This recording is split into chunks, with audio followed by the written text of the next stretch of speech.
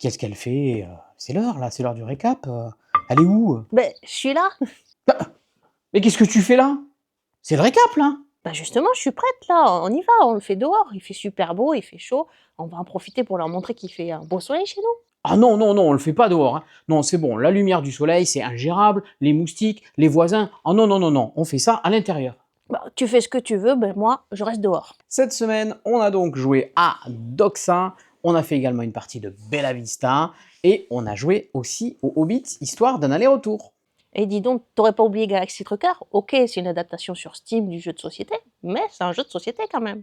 Viens voir les lives, Army, Juan et le Brignat, humour et découverte, c'est tout un univers.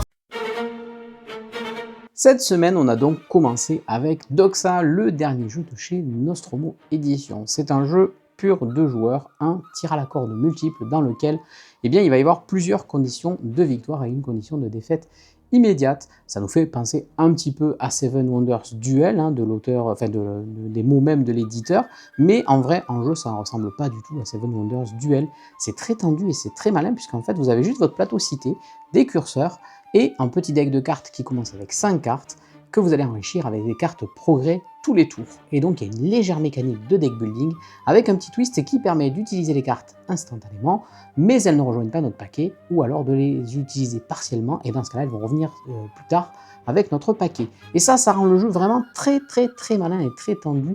Il y a une grosse tension qu'on ressent tout au long de la partie. On est vraiment dans une course-poursuite, à chaque fois on resurveille l'autre, est-ce qu'il va gagner au militaire, est-ce qu'il va gagner au scientifique, attention de ne pas subir la révolte qui fait très mal. Bref, c'est un gros plaisir pour moi ce Doxa. Effectivement, Doxa, c'est un jeu de civilisation de tir à la corde pur et dur, comme aime le répéter Armic. C'est un jeu dans lequel effectivement chaque choix est tendu, on a vraiment le dilemme de se dire est-ce que cette carte je l'utilise pour son effet beaucoup plus puissant ou est-ce que je vais la faire rejoindre mon deck pour qu'il soit un peu meilleur. J'ai beaucoup aimé, j'aime les choix que ça propose. Il me manque moi une petite mécanique d'épure dans ce jeu de deck building, mais vraiment ça me donne envie d'y rejouer, ça me donne envie de m'adapter en fonction un petit peu des doctrines que je vais mettre, en fonction de comment joue l'autre aussi, et de tester d'autres stratégies, peut-être qu'en faisant que des cartes que j'achète, ou peut-être en essayant de créer le meilleur deck du monde, je sais pas. Mais je vous conseille de le tester parce que je trouve qu'on n'en a pas beaucoup entendu parler et qu'il offre vraiment des sensations de jeu hyper intéressantes. Et bien moi je vais profiter de cette belle vue pour vous présenter le deuxième jeu. On a joué cette semaine également à Bella Vista qui nous est proposé par Studio H, un jeu de Bruno Catala et Andrea Menini, illustré par Wordloop et Cyril Bertin. Un jeu qu'on avait déjà beaucoup aimé découvrir à Cannes. On vous a proposé 2 parties pendant le live, puisque le jeu vous propose d'installer une ville et de venir scorer le plus de points possible. Moi je profite de la vue, et puis Armic, je te laisse expliquer le jeu.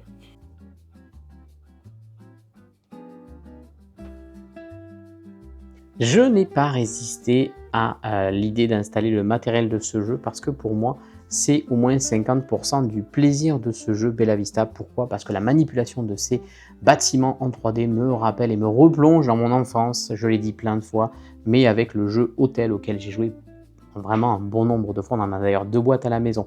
Donc Bella Vista, vous êtes un architecte au milieu d'une ville et vous allez vouloir placer vos 8 bâtiments, pas un de plus, pas un de moins, en fonction de contraintes qui vous sont données à chaque tour par le maire. Et ces contraintes vont vous demander de bâtir tantôt en bord de ville, à côté des parcs, à côté des rivières, uniquement dans certains quartiers, absolument pas à côté de tel endroit, etc. etc. Vous allez aussi devoir respecter des contrats pour essayer d'engranger un maximum de pièces qui sont les points de victoire. Et puis vous avez 2 cartes objectifs en fin de partie qui vont récompenser les ensembles et les hauteurs. Il y en a 3 de chaque type, on en prend 2 à chaque partie. Et tout ça, ça donne un mélange assez malin, bien évidemment. On a aussi le système d'enchères et de placement. À chaque tour, on va payer sa place d'initiative dans le tour, et payer, c'est dépenser des sous, et les sous, c'est les points de victoire à la fin de la partie. On a donc un jeu hyper simple d'accès, mais avec une énorme profondeur stratégique et surtout un habillage qui est ultra mignon. Ces petits bâtiments colorés là, ils sont ultra satisfaisants.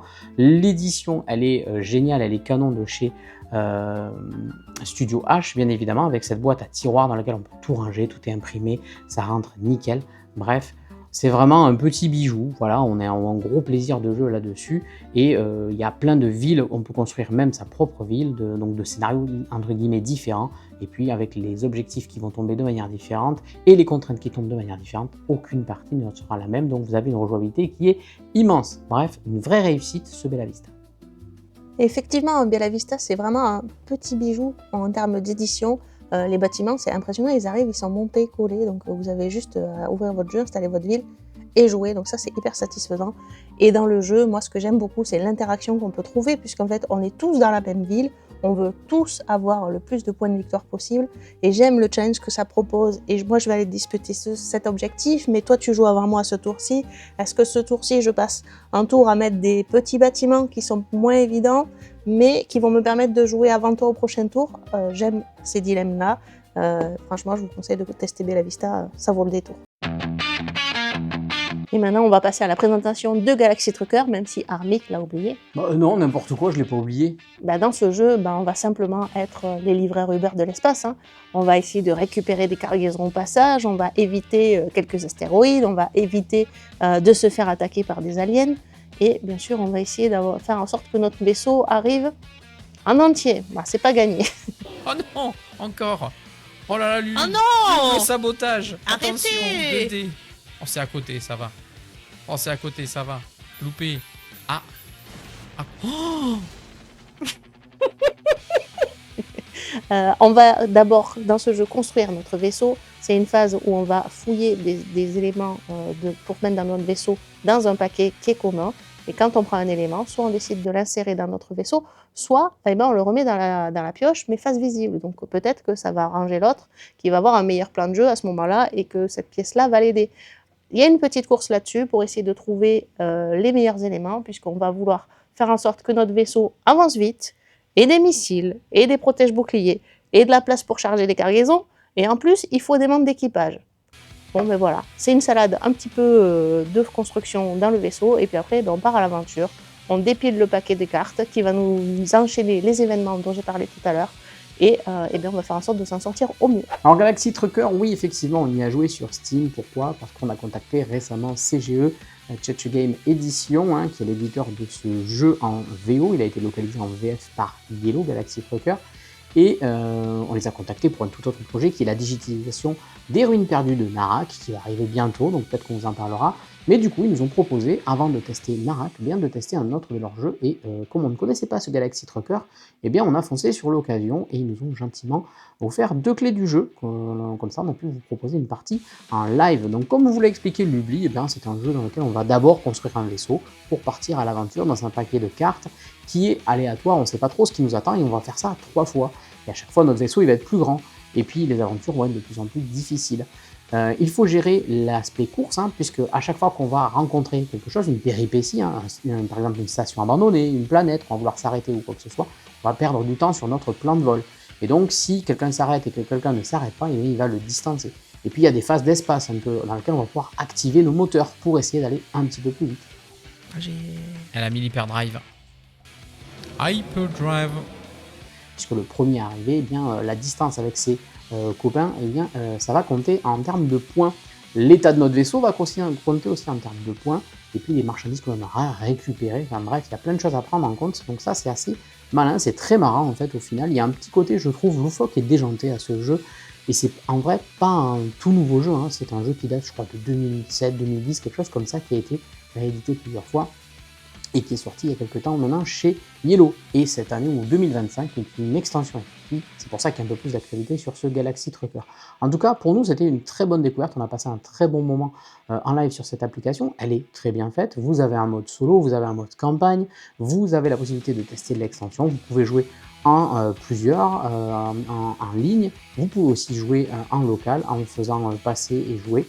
Bref, tout un tas de contenu sur cette application qui est très bien faite et qui a donné envie, qui nous a donné envie en tout cas de tester peut-être le jeu en vrai pour voir si ça marche aussi bien, de fouiller dans ces tuiles, de se mettre la pression autour de la table et de partir à l'aventure dans l'espace.